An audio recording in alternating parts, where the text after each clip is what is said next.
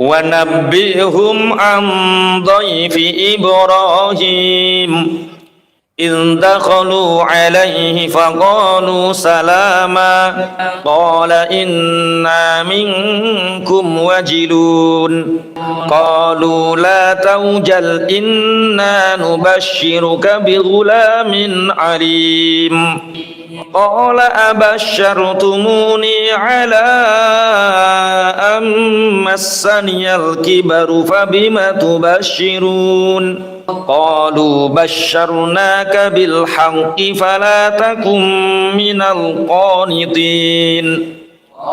Malam ini kita belajar dari kisah Nabi Ibrahim, kisah menggenggam keajaiban meraih keberuntungan.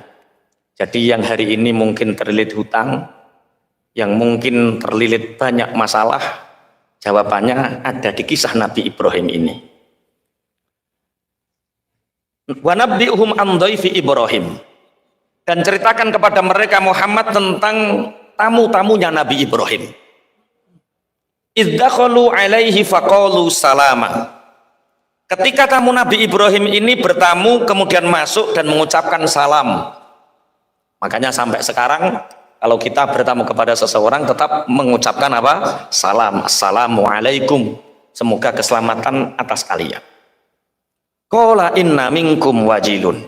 Setelah tamu ini dipersilahkan oleh Nabi Ibrahim masuk, inilah Nabi Ibrahim.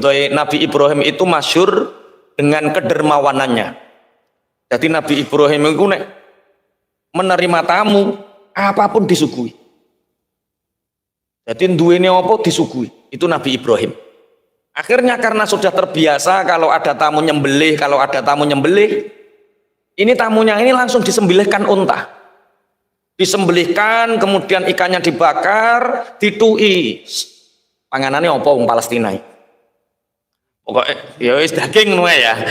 Apa muni kurma kok kondang ora kurma, wis pokoknya disuguhi kebab-kebab. Kebab wong Turki yo. Kebab. Wis pokoknya disuguhi bakaran daging. Tapi Nabi Ibrahim ini memperhatikan tamuku mulai awal. Enggak minum, enggak makan, satu pun dari hidangan enggak disentuh. Zaman itu kalau ada tamu yang tidak mau menyentuh makanan tuan rumah, itu ada dua. Satu pembawa sial, dua malaikat. Makanya kalau kalian bertamu disuguhi dan gak cukup. Kalau tamu disuguhi dan gak cukup, enggak minum, enggak makan, itu tamu pembawa sial. Wes duwe sanad ya. Kalau disuguhi sanad. Nanti kalau pulang bawa kotak satu-satu, bawa kotak, jangan malu. Itu kotak keberkahan. Iya, kalau nggak makan pembawa sial, nek ngentekno sialan niku. Liyane ra diumbani maksud. Nabi Ibrahim ini tamu pembawa sial atau malaikat? Ini pertanyaan Nabi Ibrahim dalam hati. Disuguhi minum nggak minum, disuguhi makan nggak makan, karena malaikat itu lala syurba wala nauman lahum. Malaikat itu tidak makan, tidak minum, itu ciri khas malaikat. Atau orang-orang saat itu zamannya Nabi Ibrahim punya tradisi, kalau tamu di situ nggak makan, nggak minum, kemudian sudah pulang, maka tamu itu pembawa sial. Saat itu keyakinannya seperti itu. Makanya kalau kita bertamu, ya sudah. Ya makan, ya minum, tapi jangan terlalu banyak dihabiskan. Nah, itu ora pembawa sial, itu sialan tenan nih. Cerongoan. Nabi Ibrahim mengatakan, inna minkum wajilun. Maaf, bapak-bapak yang terhormat, kata Nabi Ibrahim. Para tamuku, aku kok punya rasa takut. Aku kok punya rasa khawatir. Hidangan tidak dimakan, minuman tidak diminum. Qalu la taujal inna nubashiruka bighulamin alim. Akhirnya tamu ini menjawab, wahai Nabiullah Ibrahim, kamu jangan takut. Kami ini para malaikat yang datang untuk memberi kabar bahagia kepadamu wahai Ibrahim, bahwa sebentar lagi istrimu akan hamil dan kamu akan punya anak yang sangat alim. Kabar bahagia. Saat itu usia Nabi Ibrahim itu usianya 86 tahun. Nabi Ibrahim qala abasyartumuni ala ammassanyal kibaru fabima tubasyirun. Bukannya Nabi Ibrahim tidak percaya, tapi saking gawoe, saking bungai sampai Nabi Ibrahim mengatakan, kamu membawa kabar berita aku akan punya anak sedangkan usiaku sudah tua. Fabima tubasyirun, kabar bahagia apa ini? Ini bukan berarti Nabi Ibrahim ingkar terhadap kabar wahyu. Ini podo sampean merongos, melarat, keriting, elek, ono bocah wedok ayu, anak wong sugih terus ngomong, "Mas, tulung nikahi aku." Terus sampean yang jawab piye? Oke piye ora? Mesti kaget dhisik kok oke ku piye? Iku ora awakmu oke. Bahasane ora langsung oke. Ini nikah, mesti kan mau nudok to. Sampeyan tak nikah kan ngoten, saking soknya. Nabi Ibrahim 86 tahun menantikan kehadiran anak. 86 tahun Nabi Ibrahim berdoa agar dia diberi keturunan penerus sujud, tapi 86 tahun doa Nabi Ibrahim belum dikabulkan. Baru dapat kabar saat usia Nabi Ibrahim 86 tahun. Nabi Ibrahim itu menikah yang pertama dengan siapa? Hajar itu nek sinau neng ndi kok Hajar. Hajar itu pemberian kok Hajar. Sarah. Nabi Ibrahim menikah dengan Sarah sampai usia 85. Kemudian pernah tak ceritakan, kemudian saat itu ada raja yang sangat zalim namanya Heksyus atau Heksos. Itu operasi wong ayu. Nek ngrene wong ayu dipek, nek wong ayu dipek, bojone dipenjara. Saat itu seneng nek duwe wong elek, bojone elek seneng. Tapi karena Sarah ini sangat cantik, dipenjara, mau dimiliki, mau diperkosa sama Raja Heksus, nggak bisa. Akhirnya saking senengnya dikei hadiah. Lah hadiah pemberian itu bahasa Ibrani itu bahasa hajarna. Aku memberikan hadiah. Akhirnya terus Hajar ini diberi kepada Sarah, kemudian Sarah ini meminta Nabi Ibrahim untuk menikahinya. Pada usia Nabi Ibrahim 85 tahun. Akhirnya timbul kabar 85 tahun, ternyata usia 86 Nabi Ibrahim diberi kabar oleh tamu-tamu ini bahwa kamu akan punya anak. Nabi Ibrahim menganggap beliau punya anak di usia 86 tahun.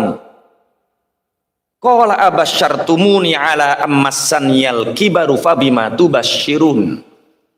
Kalian memberi kabar kepadaku, kabar gembira, aku akan punya anak sedangkan usiaku sudah tua, 86 tahun. Sing teng mriki sing usiane 86 sinten? Pak Ikram, pinten Pak Ikram? 60 wis ngene kok ya. Iki 86. 60 wis ngene wisan. 86 sampean bisa sampai 86 tahun. Tapi Allah memberi keajaiban bagi orang yang mempercayainya. Nabi Ibrahim tahu bahwa Allah punya kun fayakun. Nabi Ibrahim yakin bahwa Allah punya kun fayakun. Makanya hari ini yang menganggap hidupnya sulit dan seakan-akan mustahil untuk bisa keluar dari kesulitan itu, yakinlah bahwa Allah punya kun fayakunnya. Allah memberikan keajaiban bagi orang yang mempercayainya. Mempercayai itu iman. Makanya ciri khas orang yang beriman adalah percaya. Percaya dulu. Utangmu banyak, lunas, yakin lunas. Urung-urung wis konitin no, mpoh. Lah wong urung-urung wis mpoh. Mulane iki sing cek guyu-guyu utange ya lunas, nek cek iso guyu lunas. Sing ora iso guyu iku wis ora ngarah lunas wis. Wes guyu dhisik ya. Nek guyu mesti lunas. Oke. Yakin. Yang mungkin hari ini pangapunten punya masalah anak. Semua orang punya masalah. Masalahnya beda-beda. Ada yang mungkin anaknya nggak bisa ditoto, anaknya nakal, mungkin punya masalah dengan istrinya, mungkin punya masalah dengan kesulitan ekonominya, mungkin punya masalah dengan bisnisnya. Tidak ada masalah yang tidak selesai selama kita punya iman. Tidak ada masalah yang tidak selesai selama kita punya keyakinan bahwa masalah itu pasti akan selesai. Allah memberi keajaiban bagi orang yang mempercayainya. Nabi Ibrahim 86 tahun pangapunten menanti kehadiran anak. Kemudian diberi kabar bahagia bahwa dia akan kedatangan anak. Senenge kaya wa bima tubashshiru qalu basyarnaka bil haqqi fala takum minal qanitin. Kami ini betul-betul memberi kabar bahagia kepadamu wahai Ibrahim. Kabar ini benar. Fala takum minal qanitin. Maka jangan sekali-kali engkau menjadi orang yang putus asa. Berarti untuk menggapai keajaiban, memperoleh keberuntungan, syaratnya satu, iman, yakin keajaiban akan datang. Bismillahirrahmanirrahim.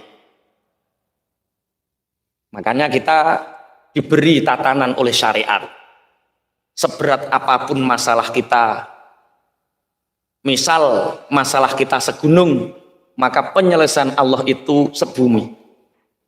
Cara Allah menyelesaikan masalah kita, kita lebih besar daripada masalah kita sendiri. Yakin. Wis umpama sampean duwe masalah. Sapa sing duwe masalah akeh sapa? Mas Aga iku. Wis Mas Aga. Masalah akeh. Sing kudu dilakoni wong duwe masalah sing akeh ku. Senjatamu ben masalahmu selesai ku. Misal masalah hutang, misal ora sampean kok duwe hutang ora, misal ketika kita punya hutang, ketika kita anak kita nakal, ketika pangapunten ekonomi kita sulit atau apapun yang mengganggu pikiran waktu kita, mungkin sakit yang tidak sembuh-sembuh, itu untuk kita keluar dari masalah, untuk menggapai keajaiban, memperoleh keberuntungan sehingga Allah mengurai masalah itu, yang pertama yang dilakukan apa? Percaya bahwa masalah itu akan terlewati. Yang kedua, sabar.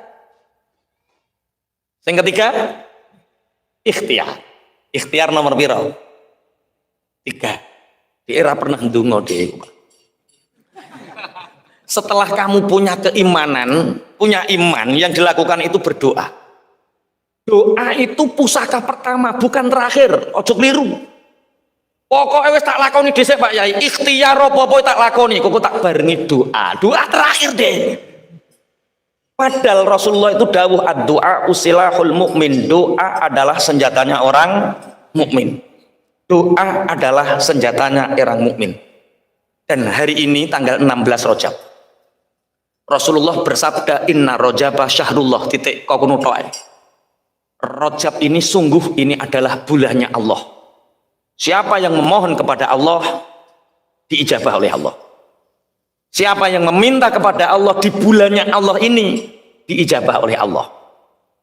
Maka kita setelah meyakini masalah kita akan selesai, setelah kita punya keyakinan bahwa Allah akan memberi keajaiban kepada kita, tidak ada yang tidak mungkin bagi Allah. Allah punya kun fayakun. Setelah kita punya keimanan seperti itu, teruslah berdoa, karena doa ini pusaka sing paling ampuh. Ikhtiar iku guri-guri dhisik. Doa ini dincepno tenan. Apalagi di bulan Rajab, karena Rajab ini bulannya Allah. Bismillahirrahmanirrahim. Di bulan Rajab itu yang paling utama, amalan yang paling utama di bulan Rajab itu istighfar. Kenapa istighfar? Ya karena Rajab ini bulannya Allah. Maka bersandarlah kepada Allah, iktimat Allah, senden nenggone Allah dengan memperbanyak istighfar. Istighfar niku napa? Astaghfirullahalazim alladzi la ilaha illa huwal hayyul qayyum wa atubu ilaih. Sebanyak-banyaknya. Dulu Imam Al-Jauzi pernah menceritakan dalam sebuah kisah. Ada seorang ulama masyhur namanya Ahmad bin Hambal. Beliau hidup di tahun 788 Masehi atau 164 Hijriah. Sekarang 1444. Berarti Ahmad bin Hambal sudah melebihi 1000 tahun. 1200 tahun. 1200 tahun yang lalu ada satu kisah di mana Imam Ahmad bin Hambal yang beliau berdomisili di Baghdad. Baghdad itu sekarang ikut mana? Irak. Entah kenapa dia punya tanggungan santri, dia punya banyak murid, dia punya kajian-kajian rutin seperti ini. Tapi hatinya tidak bisa diingkari, rindu akan Syam. Rindu ingin ke Syam, ke Suriah, ke Palestina, ke Israel. Dia ingin sekali ke Syam. Aku kok iso kepingin yang Syam ini opo?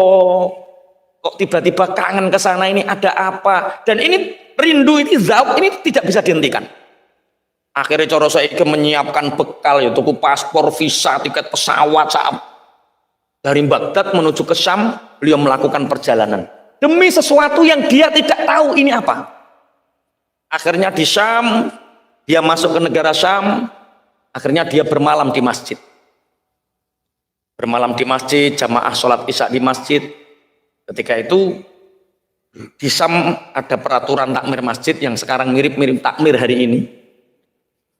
Itu Imam Ahmad bin Hambal itu mau iktikaf, sama marbot masjidnya itu disuruh keluar.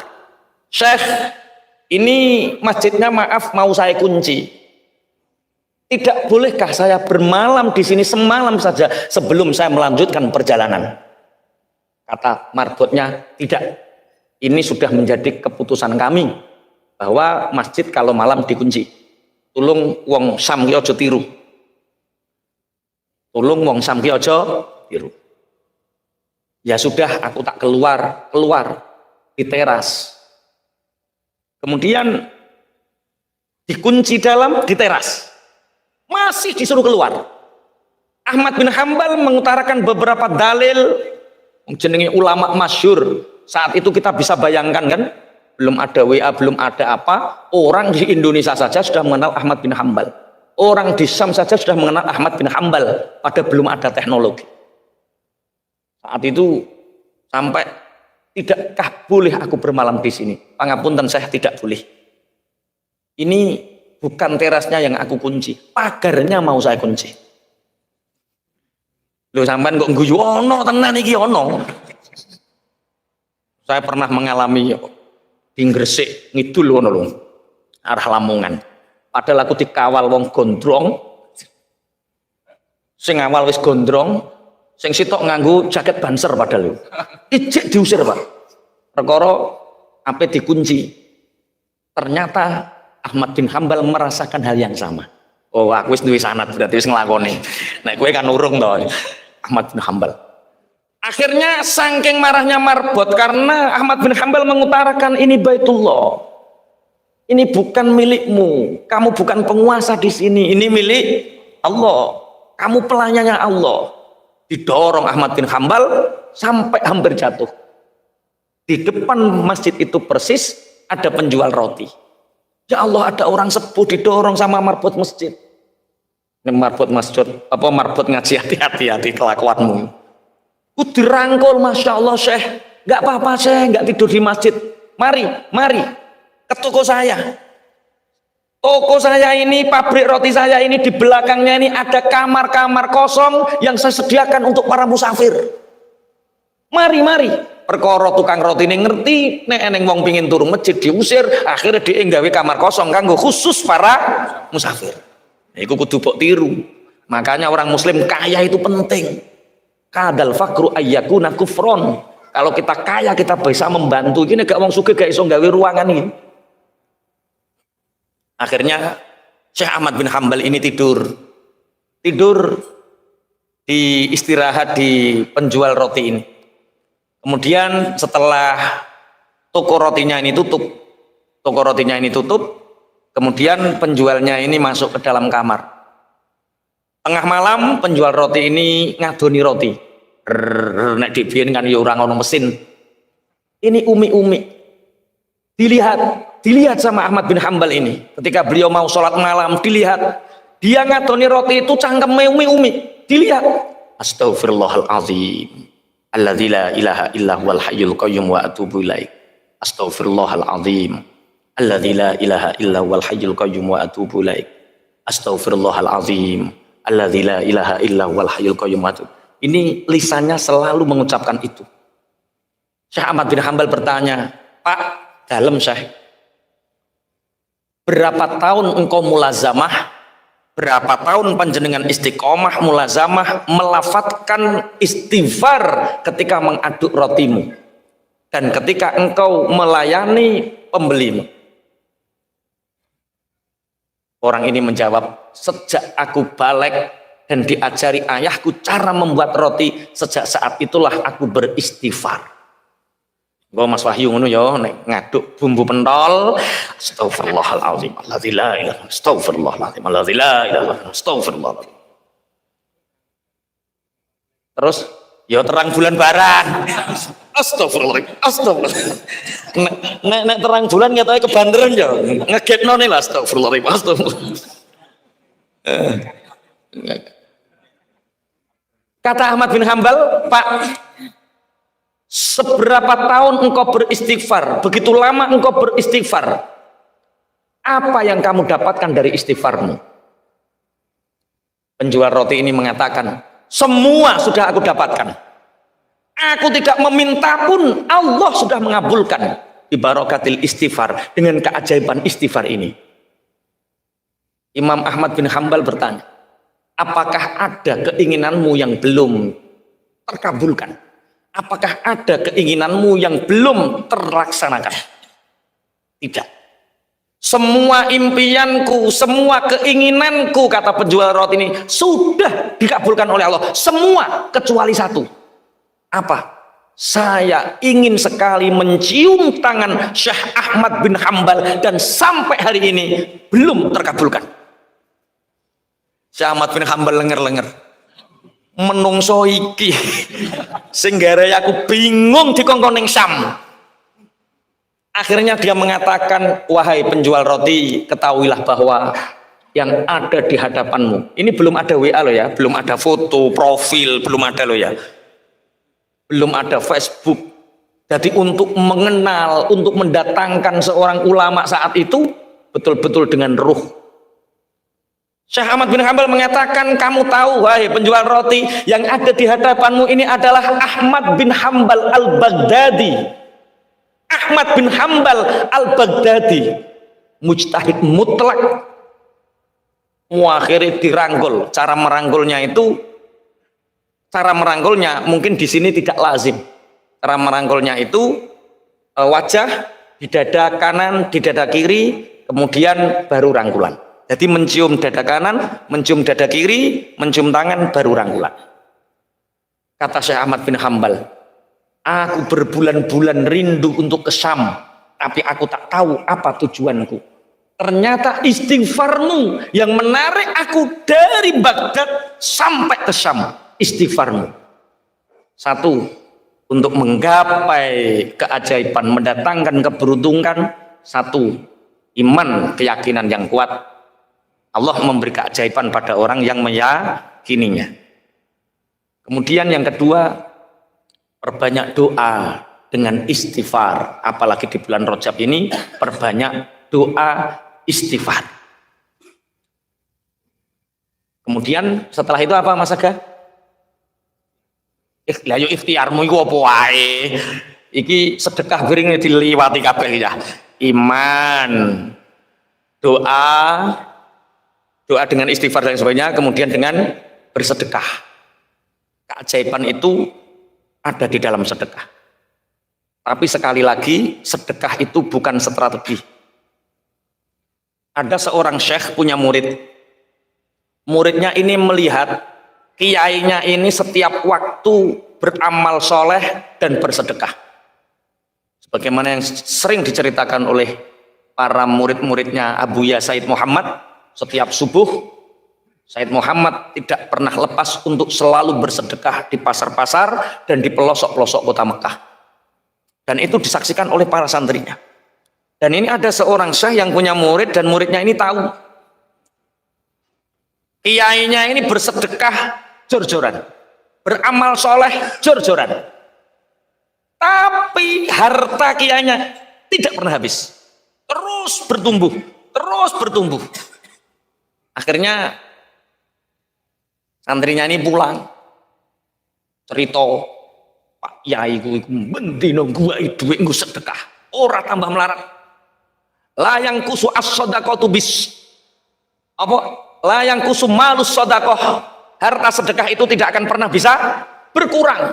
Wis to jor-joran, habiskan, ya habiskan. Bareng sedekah jor-joran, miskin tenan deh.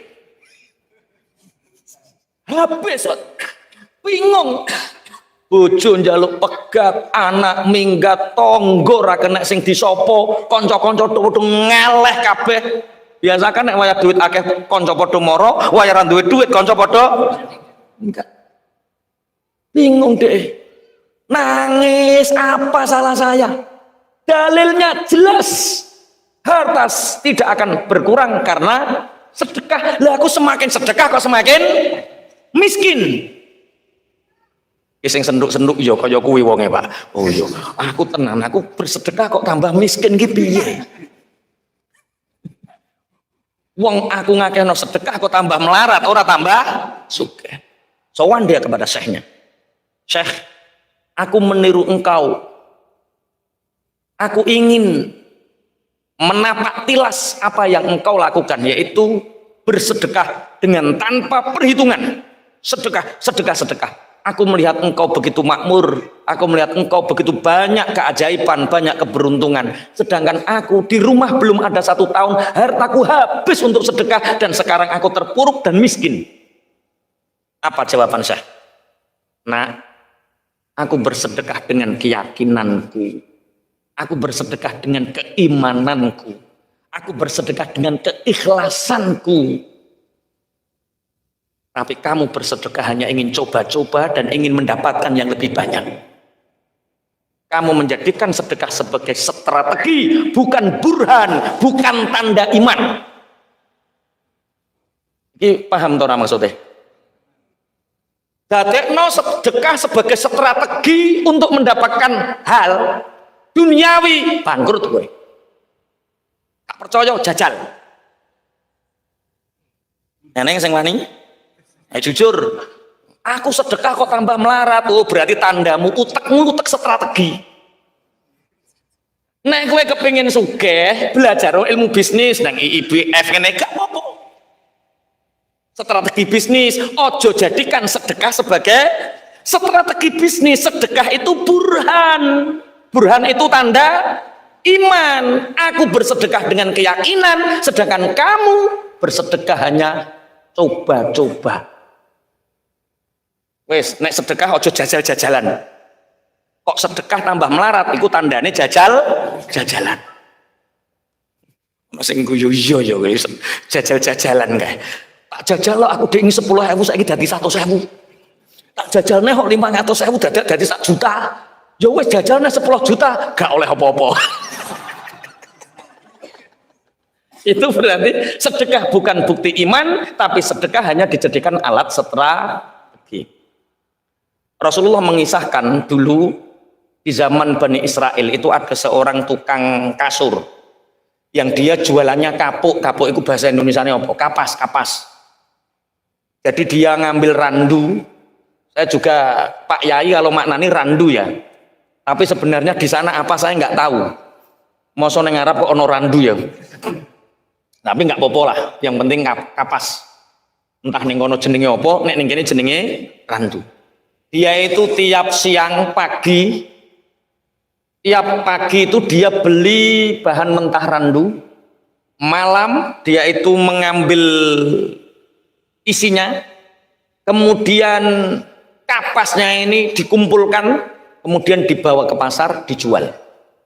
Orang Bani Israel ini dia ahli bersedekah. Kalau dia dapat untung 100.000, kalau dia dapat untung 100.000, yang 50 untuk sedekah, yang 50 untuk biaya hidup. Tiap hari seperti itu.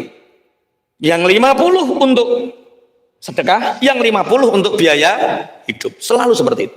Suatu saat dia dapat untung 100. Tahu-tahu pulang belum sempat dia mensedekahkan 50% penghasilannya, ada dua orang yang saling berkelahi, jotos-jotosan, dipisah, apa paten-patenan. Ini kenapa kalian akan saling membunuh? Biarkan kami saling membunuh. Rebutan apa kalian sampai mau membunuh? Kami ini rebutan uang 10 dirham. Ini 10 dirham ini milik saya. Siri sing kulo, enggak, ini milik saya. Wani mati ini aku. Gowelut. Wong iki yang dia pegang 10 dirham.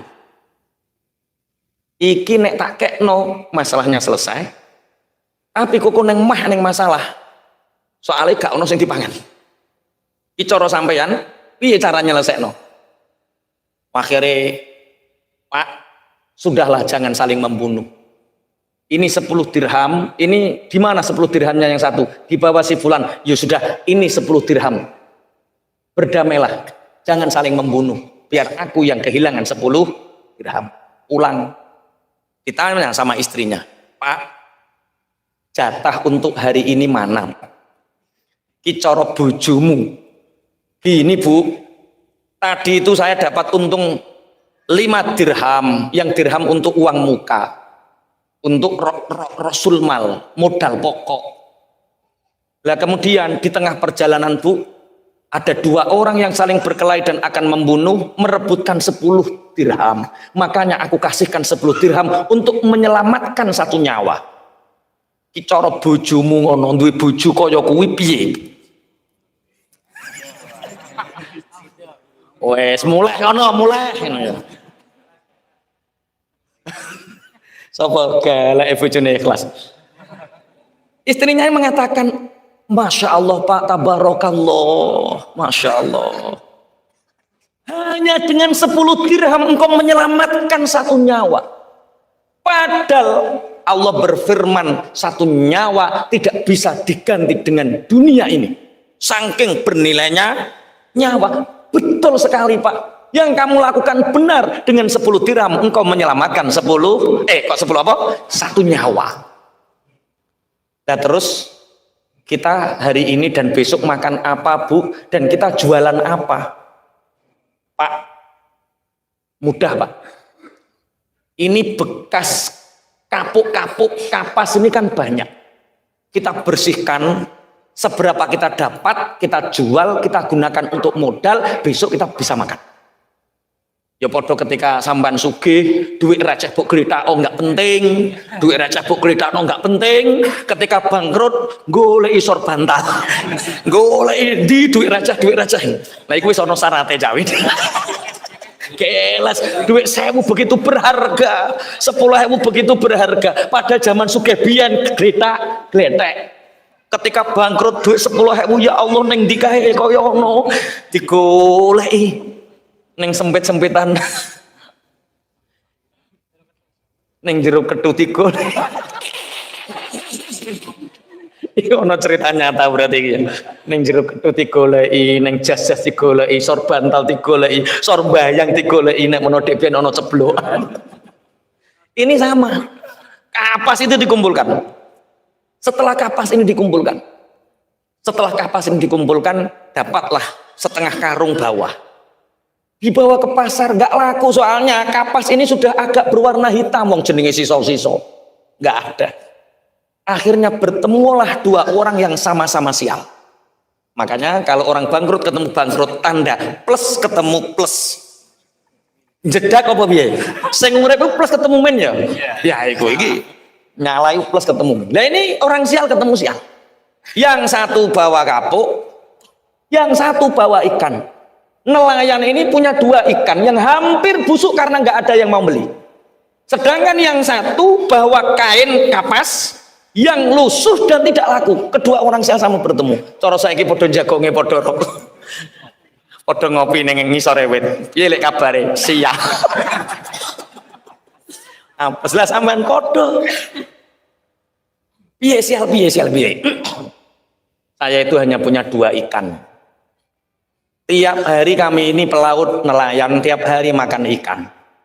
Kami nggak butuh ikan ini. Saya jual kemana-mana nggak laku karena hampir busuk. Tapi kamu sudah makan, hanya butuh dagangan saya itu. Hanya butuh barter. Lah cocok jere sing tukang kapuk. Saya itu butuh makan. Walaupun ikan hampir busuk nggak apa-apa. Tapi saya hanya punya ini, kapas ini. Tapi warnanya juga sudah buruk. Nggak apa-apa, yang penting aku mulai nggawe barang dagangan. Ya wis barter. Sing sitok mulai nggawe kapas, sing sitok nggawe iwak. Sampailah di rumah sama istrinya, bagaimana Bapak? Alhamdulillah Bu, kita akan makan kenyang. Ikan dari laut. Segar Pak? Enggak, hampir busuk. Disigar ikannya. Ketika itu ada butiran-butiran putih keluar. Ini apa? Dilihat. Pak, iki opo Pak? Kok modelnya kok putih? Kok ora dudu taine iwak atos mengkilat berkilau?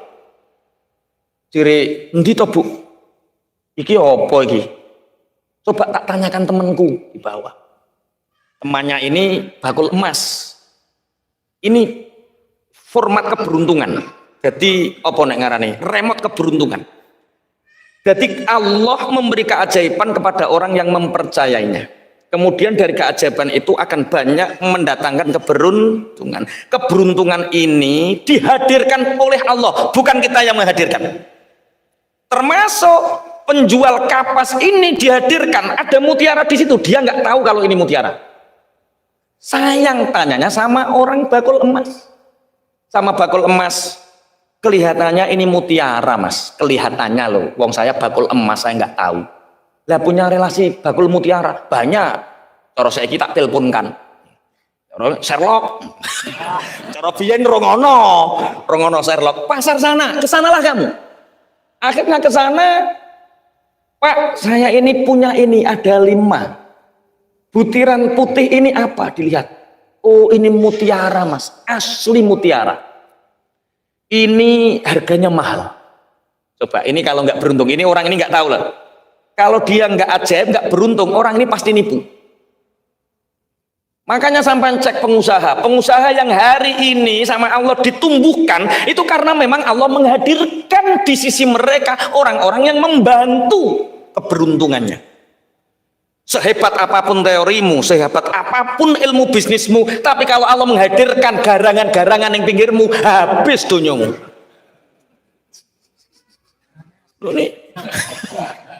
Ini sing garangan yang guyu yo.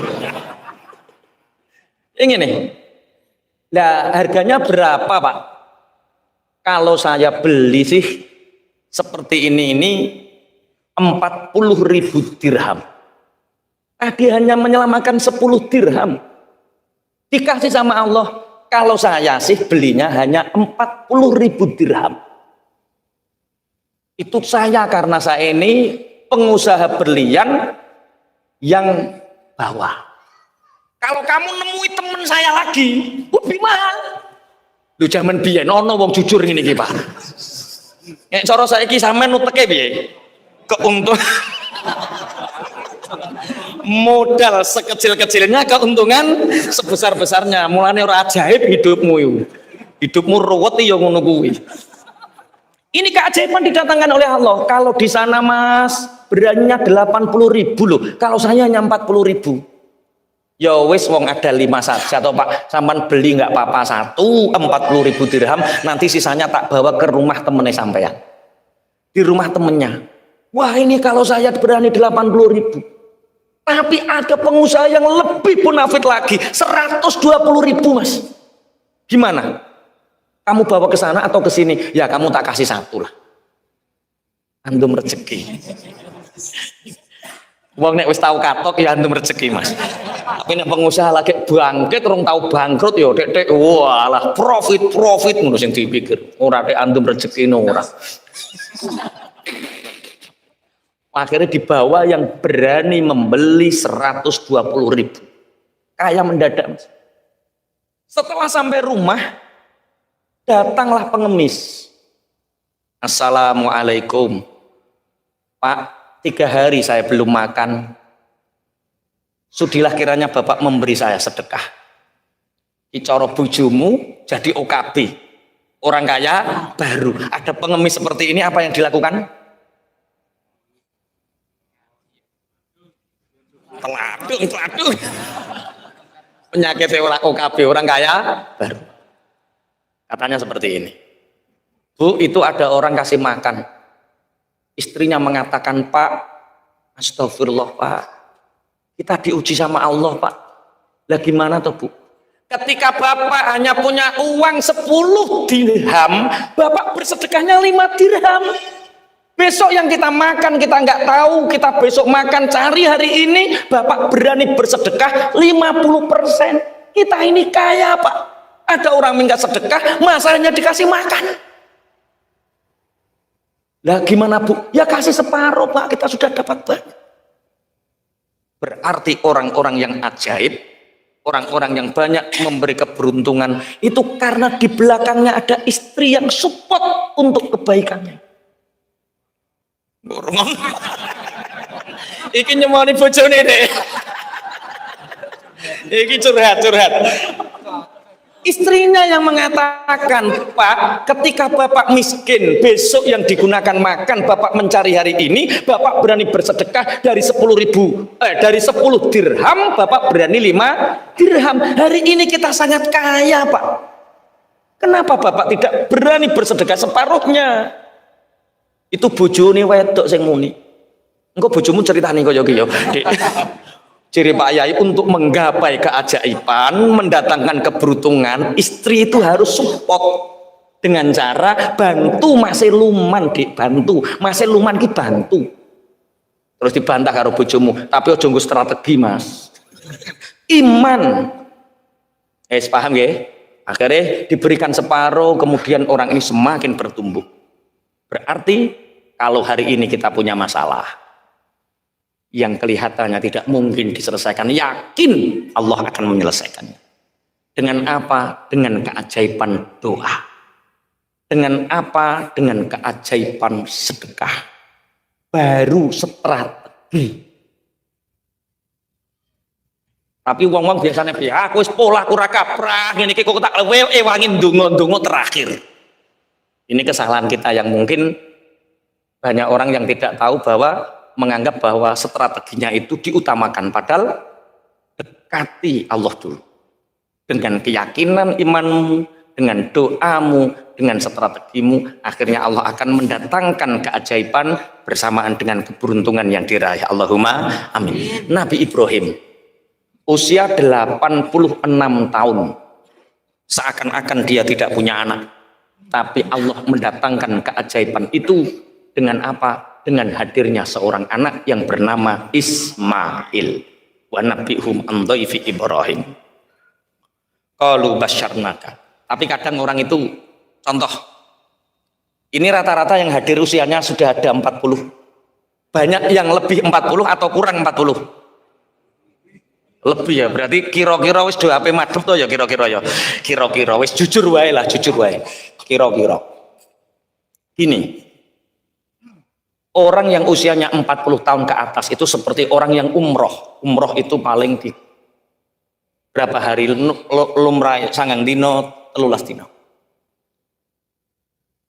Orang umroh, ini sebelum saya bercerita tentang orang umroh, misal Cak Win, misal sampeyan duwe duit 1 juta, ono 100.000, ono 50.000, ono 2.000. Terus duit 1 juta iki mbok gawa salat Jumat kabeh. 100.000, 50.000, 2.000, ono 1 juta, berarti 1 juta 2.000. Kemudian ada kotak lewat, kira-kira sing mbok odos sing ruju iku sing ndi? 2.000. Lucu kan? Bodo 100 kok abang balik ke. Bodo 50 kok ijo biru balik ke. Bareng lusuh 2000 iki. Iku analogikanya seperti ini. Logikanya ini.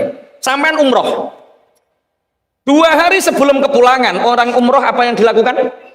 Pakaian dilempit, sing rusuh-rusuh dilempit, dilebokno koper. Orang yang kita bawa pulang dikoperi, diresi. Kamu bawa uang 500 juta ketika umroh, kemudian bok delek neng hotel, bok tinggal mantuk. Kamu pulang, uang 500 jutamu kamu tinggalkan ketika umroh di kamar. Kemudian kamu bawa pulang ke sini pakaian kotor yang kamu masukkan ke dalam koper. Sepatu, sandal jepit, kaos kaki kamu bawa pulang, uang 500 juta kamu tinggal di kamar di Mekah. Kira-kira sampean dilokke wong piye? Bento. Wong duit 500 juta kok ditinggal, kok ngopeni barang ngamuk. Lah 2000 ya kuwi. Gak paham maksudnya? Paham toh maksudnya? Iya, kita ini kan mau pulang ke kampung halaman. Mestinya yang kita bawa pulang itu yang paling berharga. Wes to, kelambi elekmu mbok tinggal gak apa-apa, 500 juta gowonen. Aman. Enggak 500 juta ditinggal, sing 2000 digowo.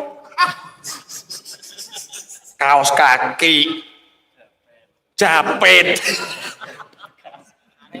Remas balsem kok gowone muleh sing 500 juta mbok tinggal kowe dilokke bento, tapi aku gak wani ngelokne sampean bento masih sing mbok edos 2000. Makanya pangapunten iki ngajine hanya mengisahkan tentang kisah Nabi Ibrahim menggapai keajaiban, mendatangkan keberuntungan dengan cara yakin bahwa iman, doa, istighfar, sedekah, dan ikhtiar. Ojo dipahami aku gak ngeremehke ikhtiar, apa ngeremeh, bukan, kita nggak meremehkan ikhtiar, tapi toto corone dibener. Kadang kita lebih mendahulukan ilmu bumi, tapi kita melupakan yang membuat bumi.